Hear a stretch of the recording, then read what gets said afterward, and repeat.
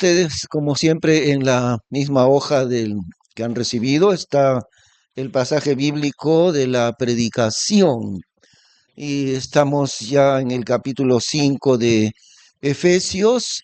Eh, como estábamos recordando antes, la primera parte del libro hasta el capítulo 3, la mitad del libro de Efesios nos habla del destino eterno, el llamamiento celestial que Dios nos ha dado y un destino tan glorioso que Dios tiene preparado para nosotros en su presencia, en su reino. Pero después, ya en la segunda mitad de Efesios, del libro, ah, comienza a hablarnos Dios ya no de las cosas del cielo, sino de las cosas de aquí, de la tierra, y comienza a enseñarnos de las cosas prácticas con aquellas que luchamos todos los días, porque necesitamos las dos cosas, ciertamente, ¿no? Y qué sabio es Dios en eso. Empieza hablándonos de su llamamiento eterno en el cielo, en su reino, y un destino tan glorioso que ni logramos entender la gloria de ese llamamiento de Dios para su iglesia, para nosotros, como la esposa de Cristo que somos.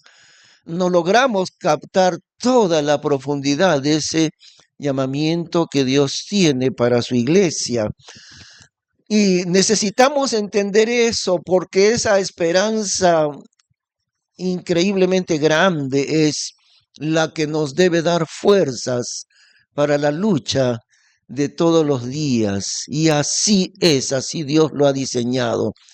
Entiende, hijo mío, es lo que dice el Señor, ¿no?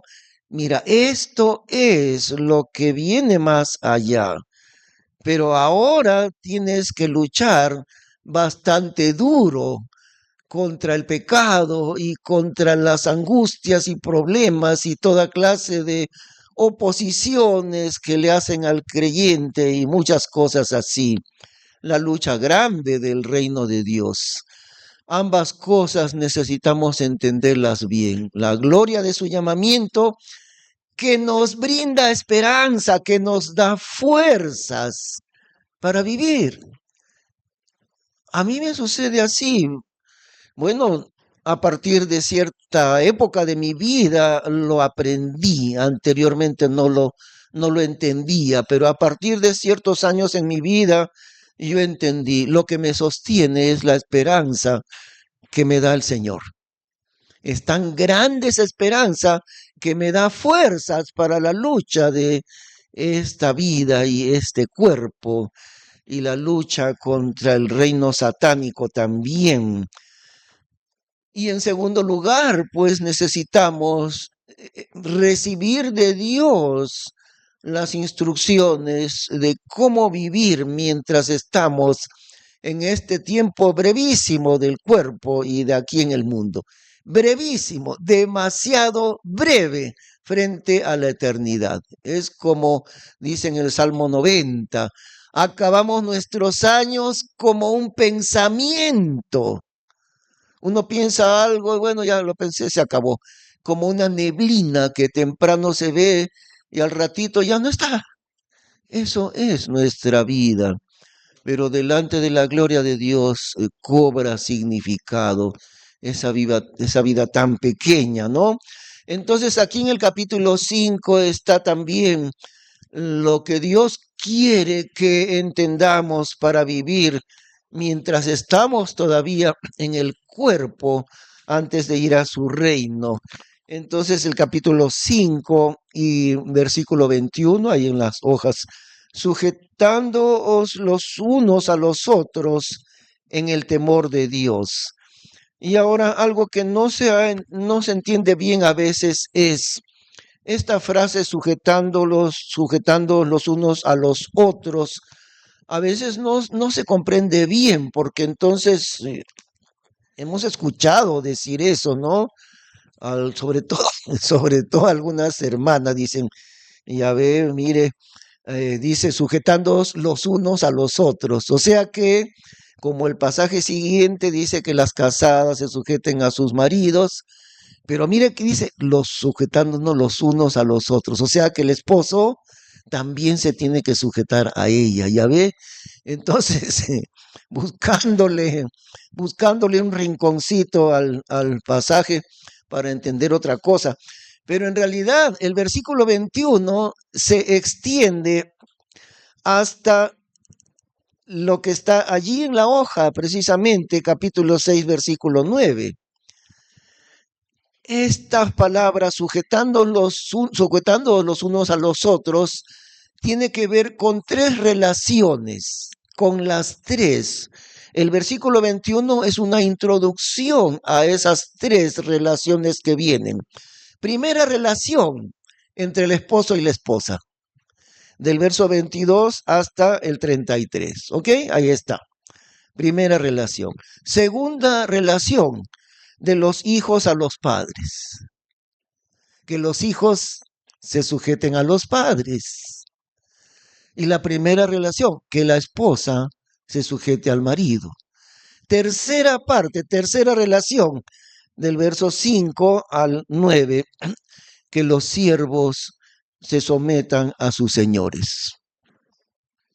Ahora bien, ya no hay esclavitud, excepto tal vez en algunos lugares muy remotos del mundo, pero que yo sepa ya no existe esclavitud, porque esta última parte se refiere a eso, al tiempo de la esclavitud. Luego hablaremos un poquito más sobre eso.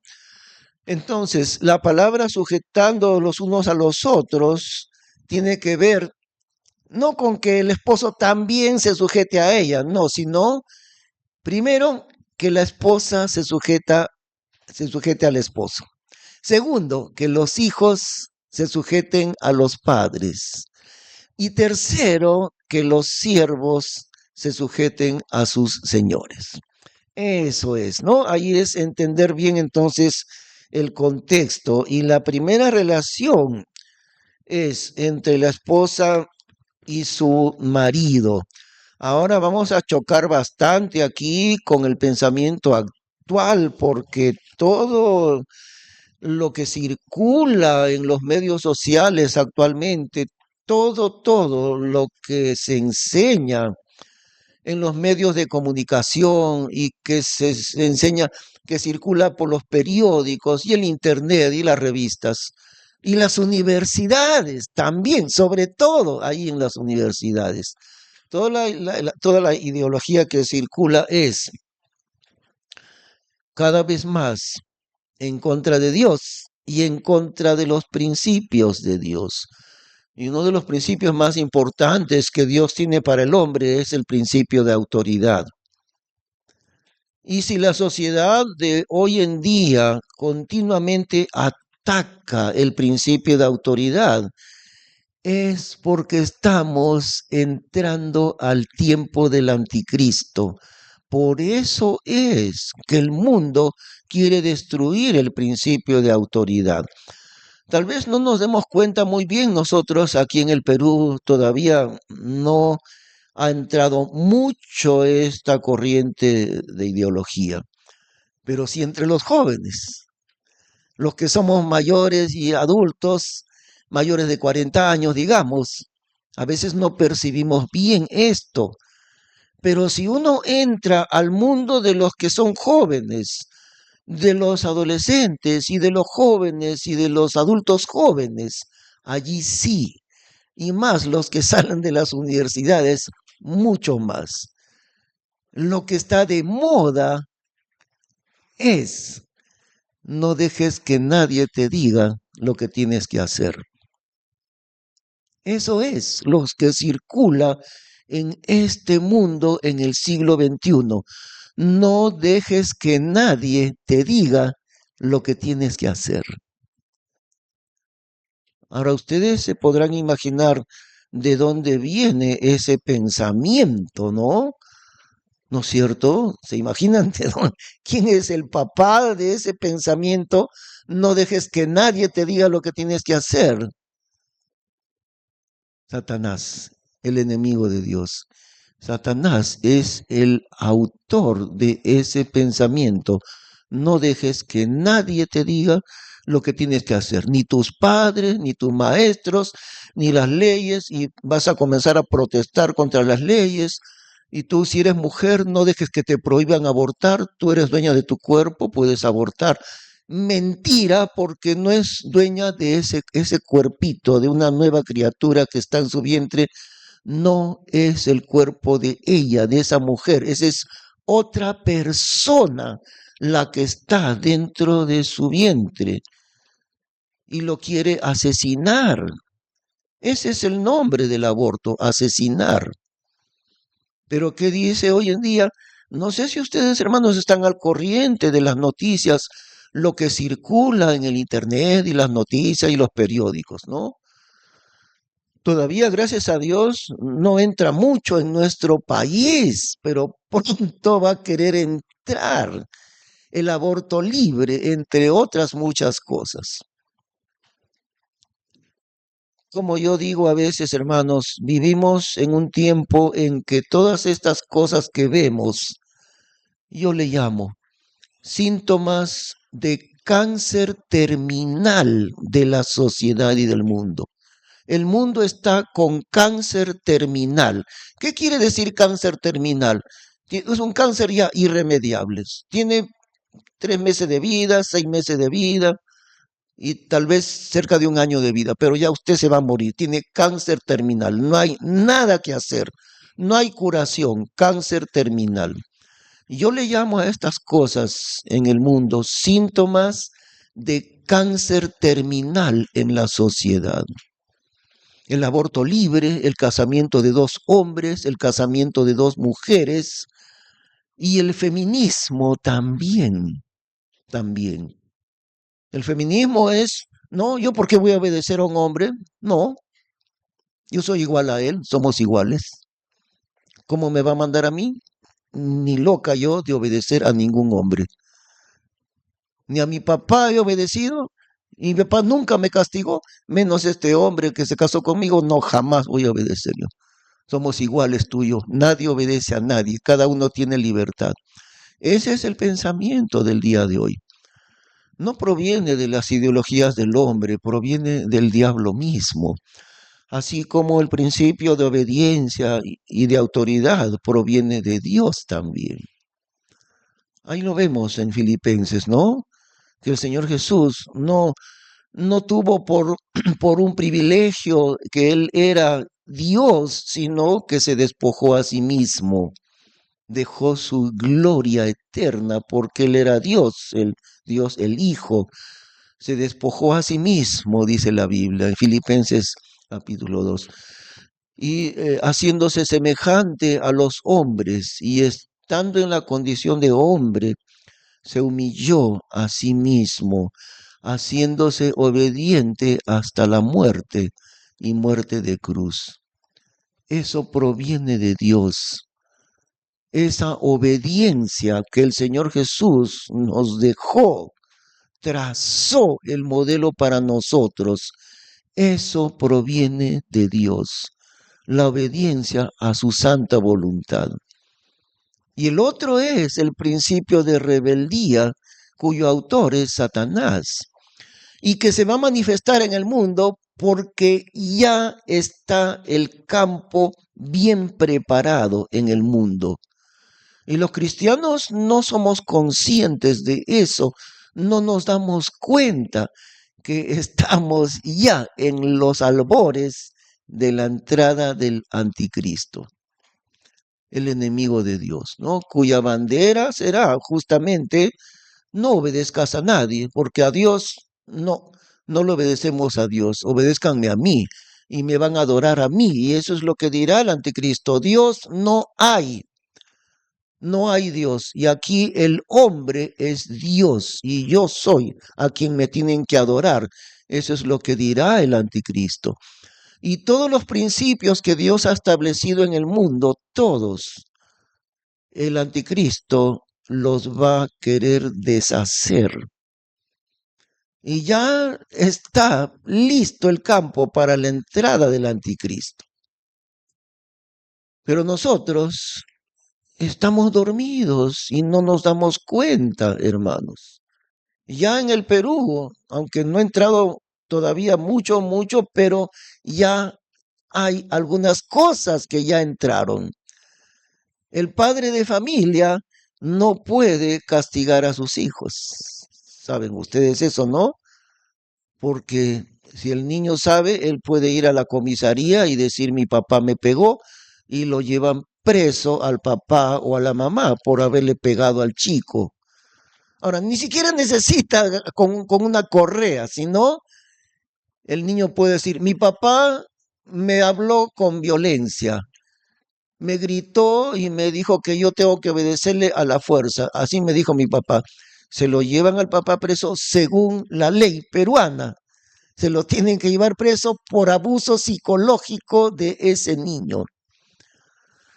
Entonces, ¿dónde estamos, hermanos? Estamos a la entrada del anticristo. Allí estamos.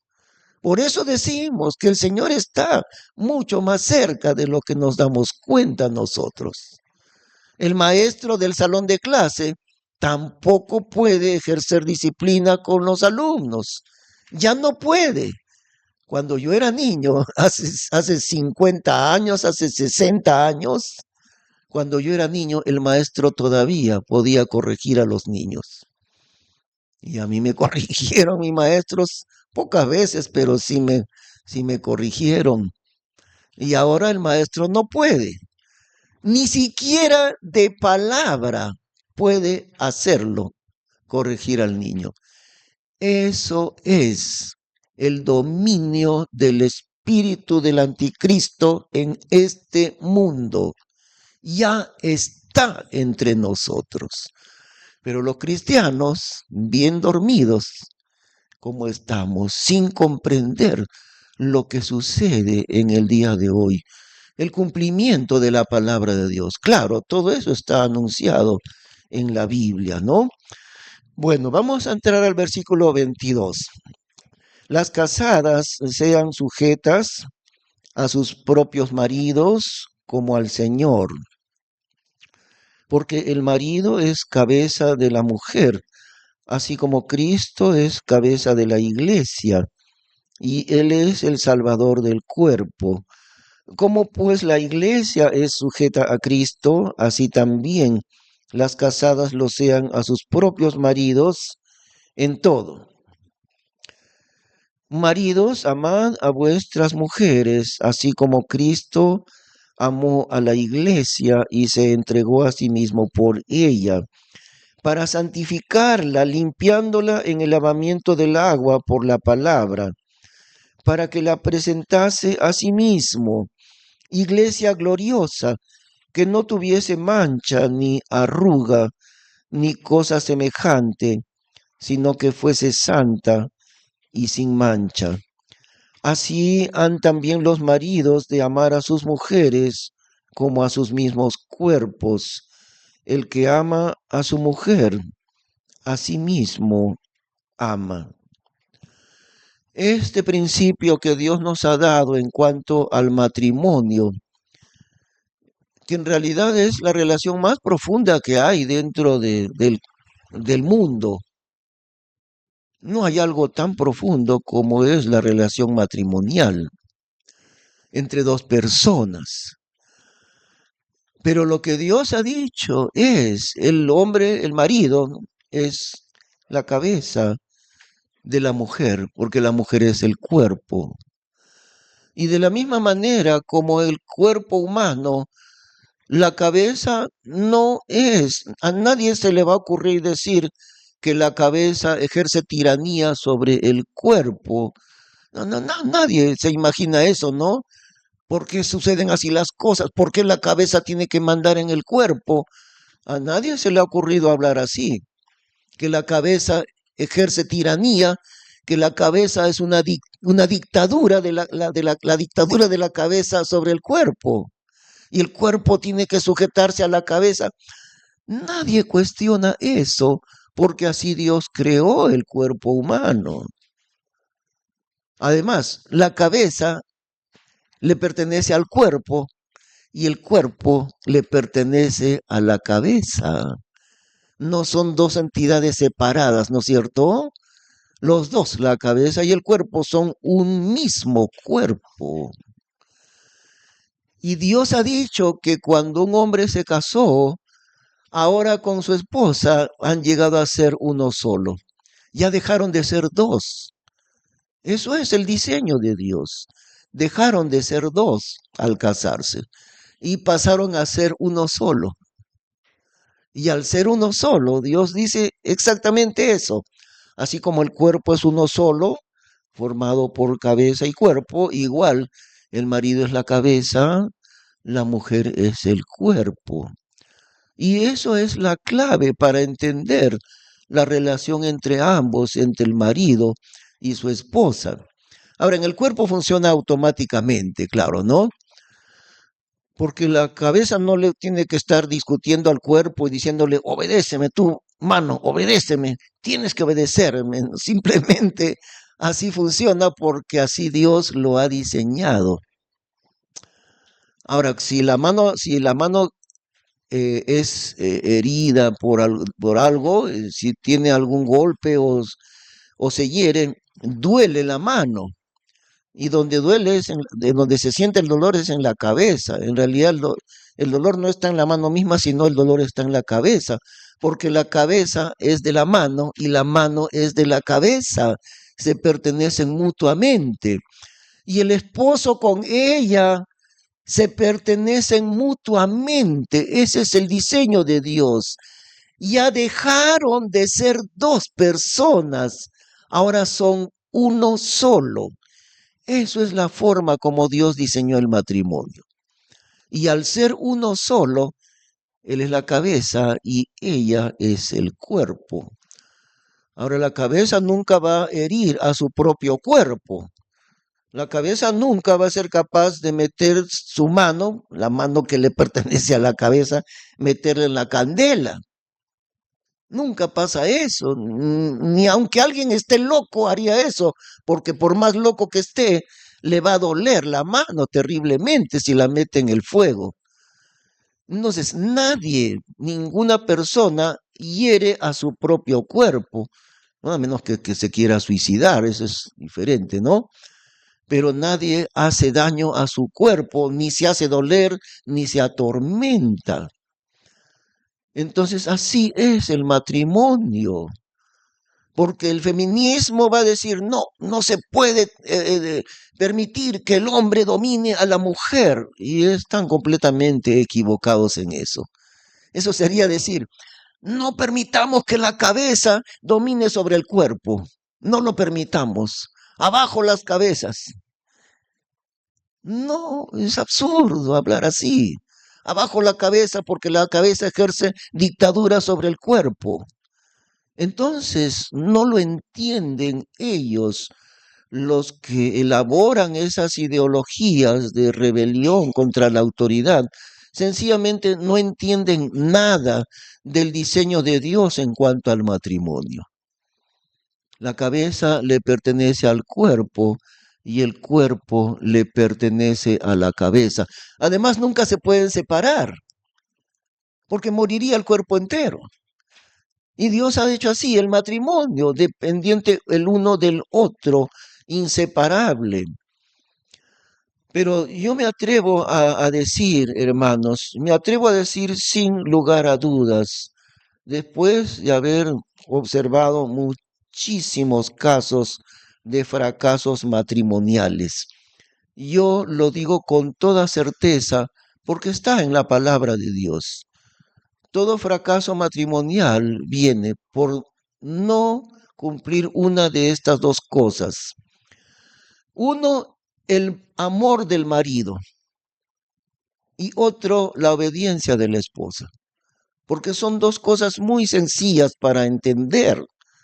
Lo que Dios está diciéndole al hombre, donde hemos leído, ¿no? Acabamos de leer. Mira, mira, hombre, mira, esposo. Tu tarea dentro del matrimonio no es impartir órdenes a tu esposa, sino amarle. Tu trabajo el trabajo, la tarea, la función que yo te he dado a ti como esposo es amarle a ella. Ahora, a la mujer le dice otra cosa. No le dice, lo vas a amar a tu marido. No se lo dice. Nunca. Y eso tiene una razón. Nunca Dios le dice a la esposa, ámale a tu marido. Lo que le dice es, respétale y obedécele. Eso es lo que le dice a ella. Porque la mujer no sabe obedecer y respetar a su marido. No sabe, o tal vez sea más correcto decir, no quiere ni obedecerle ni respetarle. Y allí Dios nos agarra a cada uno en la horma del zapato, porque la debilidad de la esposa es esa, no querer sujetarse a él. Pero en el caso de él es lo mismo, el hombre tiene otra debilidad, no sabe amar a su mujer, no sabe, tiene que aprender. Bueno, y no es lo mismo tratar con un hombre entre dos amigos, por ejemplo, que tratar con una mujer, ¿no? Para empezar, hay un dicho que no está en la Biblia, pero es un dicho popular, ¿no? Nadie entiende a las mujeres. Y si le decimos a una mujer, nadie entiende a las mujeres, yo no te entiendo a ti, la mujer va a contestar, yo no quiero que me entiendas, lo que quiero es que me ames nada más. ¿Para qué quieres entenderme? Solamente ámame. Eso es lo que va a decir la mujer. Pero el hombre se va a repetir muchas veces esto. No entiendo a las mujeres, ni a la mía tampoco. Bueno, Dios hizo a la mujer tan diferente del hombre, pero la mujer, la esposa vive del cariño, del amor de su marido. Y si el marido no sabe cultivar ese amor, habrá problemas, habrá problemas. Y porque ese amor matrimonial no es automático, se tiene que cultivar continuamente y se tiene que demostrar de maneras muy diferentes y de las maneras que un hombre nunca imagina que para una dama es tan importante, una cosa tan pequeñita puede tener tanta importancia para una mujer. Pero así es, ¿no? Si ustedes me acompañan a leer en el libro de, de Primera de Pedro, capítulo 5.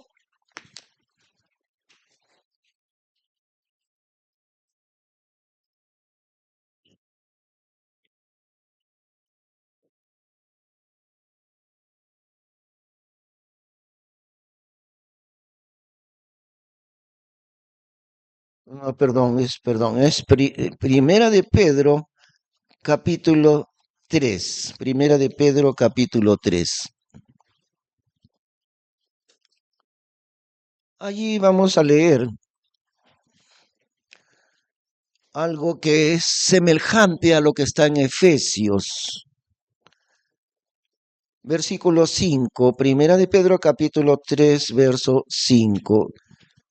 Porque así también se ataviaban en el tiempo antiguo aquellas santas mujeres que esperaban en Dios, estando sujetas a sus propios maridos. Al modo que Sara obedecía a Abraham, llamándole Señor, de la cual vosotras sois hechas hijas, haciendo bien, y no siendo amedrentadas de ningún pavor. Vosotros, maridos, semejantemente, cohabitad con ellas según ciencia, dando honor a la mujer como a vaso más frágil y como a herederas juntamente de la gracia de vida, para que vuestras oraciones no sean impedidas. Y ahora examinemos un poco la parte que le corresponde al esposo en el versículo 7. Vosotros maridos semejantemente. cohabitad con ellas según ciencia. Y ahora, ¿cómo es esto? Hay que aplicarle ciencia para entender a una dama, a una mujer. Hay que ser científico para entender a una mujer. Es lo que dice, ¿no? Según ciencia, dice. ¿De qué manera? ¿En qué consiste esta ciencia de entender a la mujer? Ahora está diciendo entonces que es difícil entender a la mujer, porque si no, no utilizaría esta palabra, ¿no? Porque cuando uno quiere entender algo muy difícil, no, hay que aplicarle la ciencia, ¿no? Ya los científicos sabrán, esto es muy difícil, entonces el esposo tiene que ser medio científico para entenderle a ella. Porque eso es lo que está diciendo. Cohabitad con ellas según ciencia. Ahora, pero no es tan difícil tampoco, porque a continuación dice, dando honor a la mujer como a vaso más frágil. No está muy difícil esta ciencia.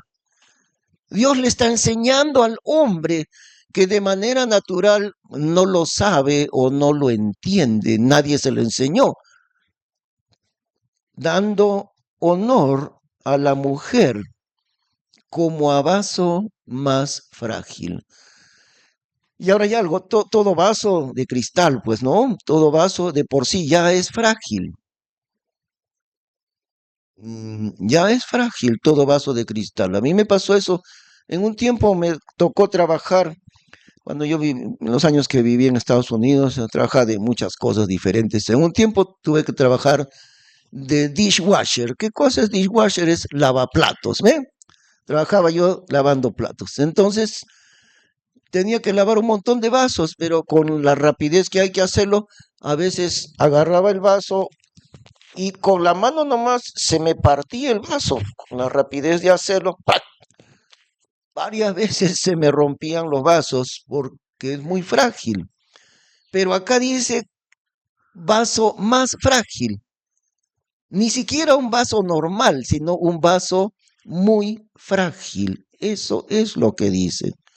Y entonces el hombre, con la ciencia que necesita de entender a la mujer, dice así, dando honor a la mujer como a vaso más frágil y como a herederas juntamente de la gracia de vida, para que vuestras oraciones no sean impedidas. Entonces, normalmente, como en ningún lugar enseñan acerca del matrimonio, tal vez en la iglesia es donde solamente se debe enseñar, tratamos de hacerlo, ¿no? Pero normalmente el hombre entra al matrimonio, el nuevo esposo, y de pronto no pasa mucho tiempo y se da cuenta que su esposa se ofende de cosas muy chiquititas que al hombre son insignificantes, pero para ella no son insignificantes. Y uno tiene que aprender, tiene que aprender que esas cositas chiquititas le importan mucho a la esposa. Y si uno no es capaz de corregir eso, va a sufrir su relación matrimonial, ¿no? El hombre a veces quiere tratar a la esposa como si ella fuese otro hombre. Y no es así. No es así. Se choca con la dura realidad de que tiene que aprender a ser bastante delicado con la esposa. Pero uno aprende, ¿no? Uno aprende. Después de 30 y Después de 38 años de casado que tenemos con Fernandina, con mi esposa, ¿saben qué? Yo todavía sigo aprendiendo cómo amarle. Todavía sigo aprendiendo. Y es una tarea que lleva en realidad toda la vida, aprender a amar. Ahora, ese es en el varón, pero en la mujer también, también. Y podría yo decir que la mujer es más débil en ese aspecto que el varón. Tal vez el hombre es más propenso a entender en qué problema se mete cuando no sabe cultivar el amor con su esposa. Y a veces a fracasos y a golpes uno va entendiendo, ¿no? Ah, mira, con razón la Biblia dice así, ¿no? Cuidado con tu esposa que apenitas un vaso que lo apretas muy duro el vaso y ¡prac! Se rompe ahí. Así que uno aprende. Tal vez, diría yo, la mujer es más débil para no aprender la parte de ella que le corresponde a ella. Leamos otra vez ahí en Primera de Pedro y empecemos con el versículo 1, Primera de Pedro 3, versículo 1.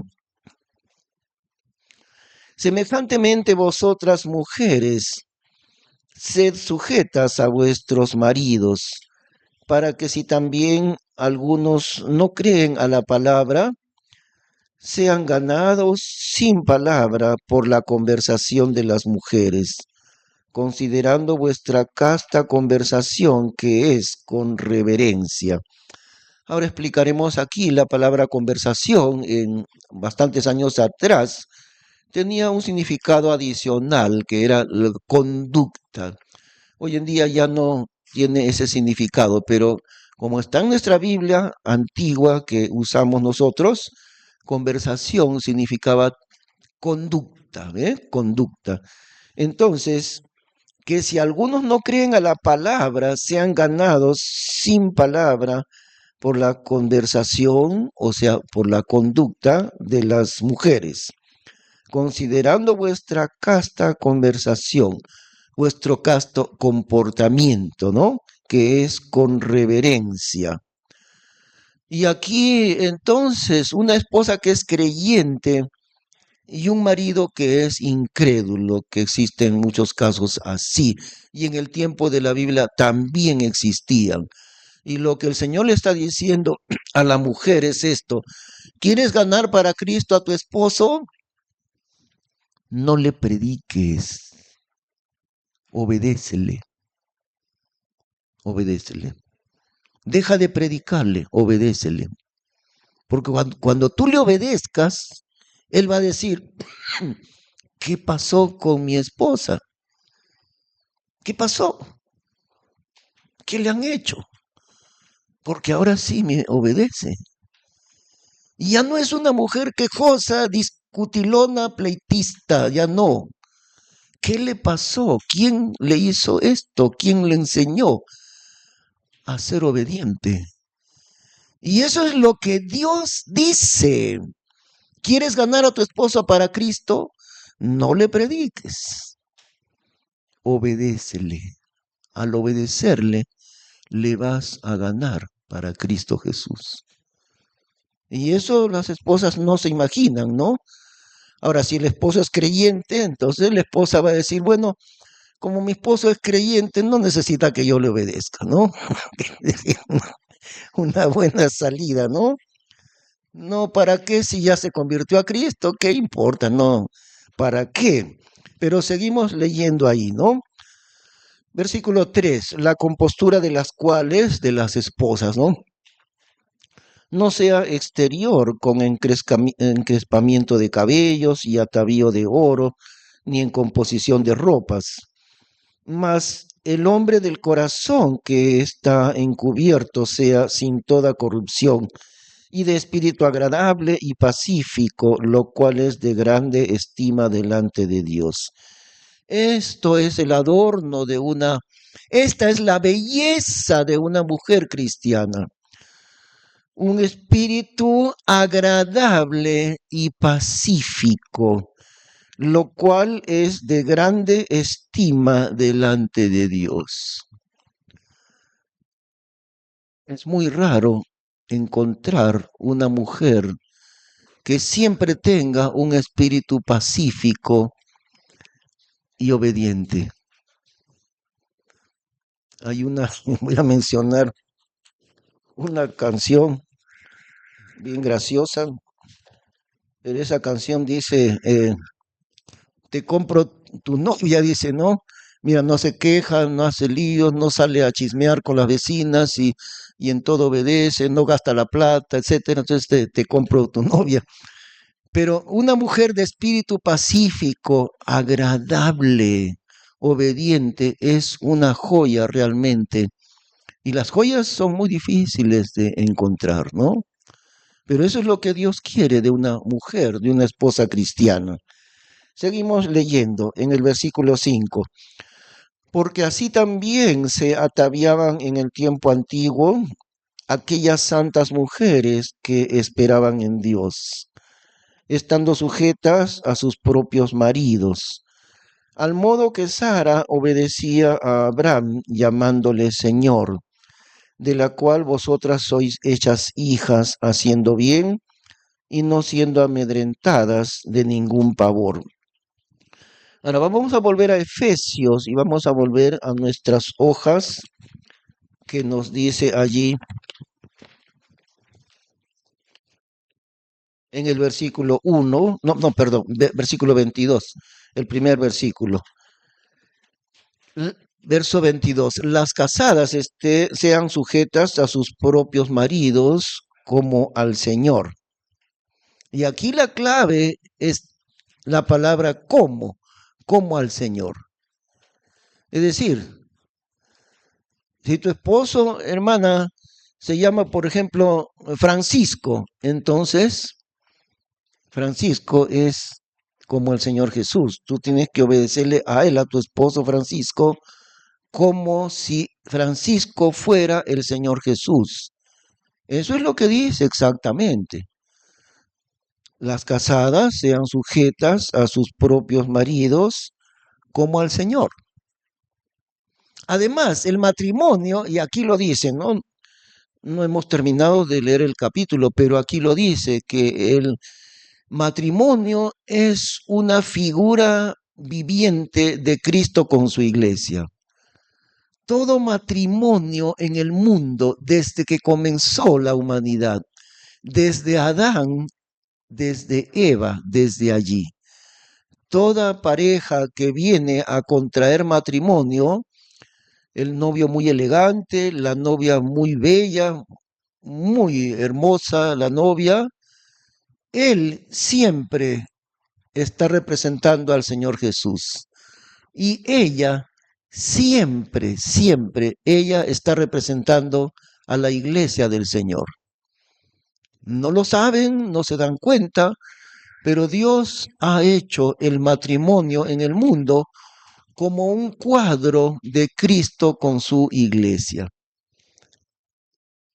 No solamente al momento en que se casan, al momento de la boda, sino la vida entera matrimonial.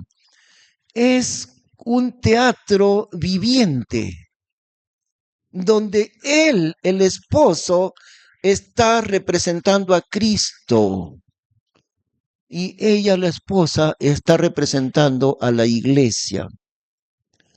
Y ese diseño que Dios hizo del matrimonio cuando Dios creó el matrimonio, nunca los que se llaman hombres de ciencia podrían imaginar cómo es ese diseño de Dios, porque nunca abren la Biblia, nunca le creen a Dios, nunca escudriñan la palabra de Dios. Y están muy lejos, todos los psicólogos están sumamente lejos de entender en qué consiste el matrimonio. Esposo, a los que son casados, tú eres el Señor Jesús en tu matrimonio. Y esposa, tú eres la iglesia en el matrimonio.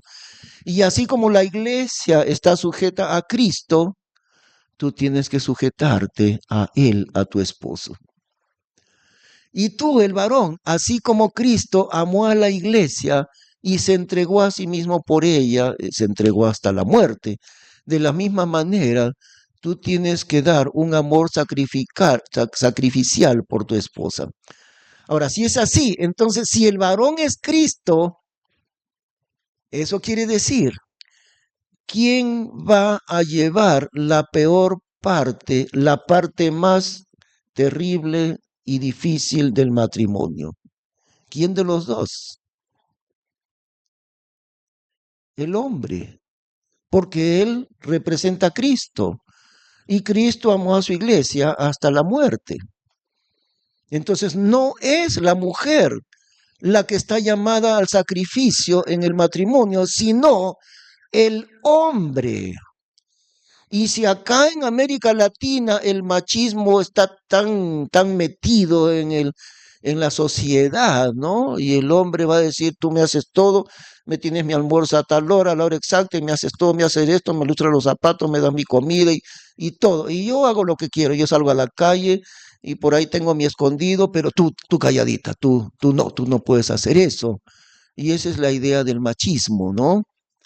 Es al revés, es al revés. En realidad, el esposo, dentro de la enseñanza de Dios, el esposo está llamado a ser un héroe dentro del matrimonio. ¿Cómo es Cristo con su iglesia? ¿Quién se sacrificó hasta la muerte? Él, no ella. ¿No es así? Entonces, si el esposo es Cristo, representa a Cristo, y la esposa es la iglesia, ¿quién de los dos está llamado a ser un sacrificio y ser como un héroe dentro del matrimonio? Pues el varón, el varón. Y eso es la definición de Dios sobre un verdadero hombre. Dios define un verdadero hombre, el que sabe amar a su esposa hasta el punto del sacrificio. Nadie, nadie seguramente tendrá que ir a la cruz y morir así por la esposa, pero sí tendrá que sufrir muchas otras cosas. Y si eso tiene que sufrir el varón para mantener el amor hacia su esposa, amén, porque así Dios hizo el matrimonio. Y el fracaso o el éxito del matrimonio depende en realidad de la manera como el hombre está tratando a su esposa. Y en realidad la esposa responde al amor del marido. Y si el marido sabe mantener su amor con ella, la respuesta natural de ella será obedecerle. De manera natural será obedecerle, respetarle. Y como he dicho hace un momento, hermanos, yo me atrevo a decir, porque no tengo duda de esto, si el hombre no sabe cultivar el amor hacia ella, y si la mujer no sabe obedecerle y respetarle, ese matrimonio va a fracasar. Tarde o temprano va a terminar en divorcio. A veces los divorcios se producen a los 20 años de casados, a los 25 años de casados, a veces más años incluso, pero se divorcian. Y cuando se divorcian dicen, no, este problema no viene de ahora, viene de hace 15, 20 años atrás. Lo que pasa es que nos hemos aguantado, ya no aguanto más, no me divorcio este año. Hay un libro que es el mejor libro que yo conozco sobre el matrimonio. No conozco ningún otro libro mejor. El título de este libro es Amor y Respeto. Y todo este libro gira alrededor de dos cosas, las que Dios enseña. El papel del hombre, amar a su esposa. No es darle órdenes, sino amarle. Y el papel de la mujer, respetar a su esposo. Y por eso este libro muestra cientos de ejemplos y de situaciones en las cuales ni el esposo sabe amarle a ella, ni la esposa sabe respetarle a él. Y mucho menos, si no sabe respetarle, mucho menos le obedece. Y por eso fracasa el matrimonio. La razón es muy sencilla. El hombre no sabe amar y la mujer no sabe obedecer. Divorcio seguro en ese caso, divorcio seguro. Tal vez se aguantarán unos cuantos años, pero terminarán divorciándose. Y muchas veces aún los matrimonios cristianos también. Cuando le preguntaron al Señor Jesús, ¿por qué Moisés nos permitió dar carta de divorcio? El Señor Jesús lo que dijo es un solo motivo de divorcio, por el adulterio. Y se entiende, no por una aventura de adulterio, se entiende, por el adulterio sin arrepentimiento, se entiende, ¿no? El Señor Jesús dijo como motivo de divorcio. Eso, el único. Nada más, ningún otro motivo. Y Jesús les dice, Moisés les permitió dar carta de divorcio por la dureza del corazón de ustedes. No por la voluntad de Dios, sino por la dureza del corazón de ustedes. El hombre no es capaz de humillarse ante Dios y aprender a amarle. Y la mujer tampoco es capaz de humillarse ante Dios y aprender, porque se aprende. Y la esposa no es capaz de humillarse ante Dios y aprender a obedecerle a Él. Y por eso viene separación y divorcio, ¿no? Vamos a terminar en oración. Gracias, Señor Padre Celestial, por lo que hemos escuchado tu palabra en este día. Te damos gracias porque tú tienes la solución para los problemas matrimoniales tan comunes dentro de la sociedad y aún a veces también dentro de los cristianos. Enséñanos, Señor, a obedecerte, porque ahí está en tu palabra el diseño del matrimonio que tú hiciste. Queremos aprender, Señor, lo que tú nos has enseñado. Te damos gracias en el nombre de Cristo Jesús. Amén. Ahora, hermanos, les suplicamos